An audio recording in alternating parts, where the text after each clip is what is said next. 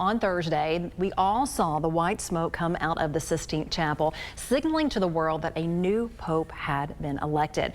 With more than 1 billion Catholics worldwide learning a new leader of their church, and many are looking forward to this new era. Yeah, News 12's Nick Hill caught up with some believers here in our own local Catholic community. They say they're praying for this new pope.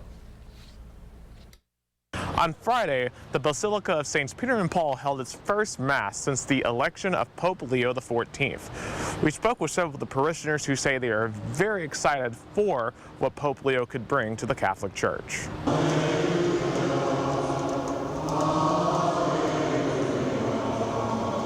The moment the first ever American Pope was elected was celebrated by local parishes. I was actually here in Mass yesterday at lunchtime and heard the bells going off around downtown Chattanooga.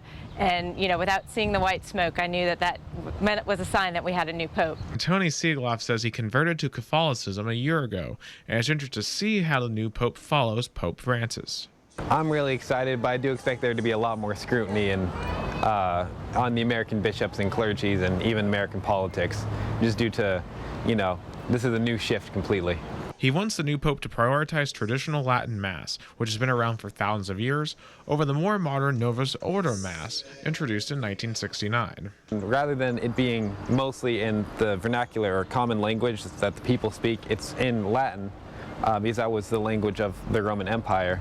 And so it's, in my opinion, it is much more of a reverent kind of Mass. Gabrielle Cipriano, a lifelong Catholic, says she wants us to be unifying for the Church. I think all of the images that we saw coming out of the Vatican yesterday and his opening message of peace is just really a beautiful sign of unification for our universal Church. Both say it's important for them to be supportive and to pray for Pope Leo. When we think of leadership, that doesn't mean, you know, he is someone to be elevated and put, you know, on a throne of any kind. It's really, he is meant to, when you think about Jesus washing the feet of the people at Easter, like the Pope especially is meant to be with the people, serve the people, and bear their burdens in a way that no one else really does. Pope Leo is the 267th different Pope to be elected.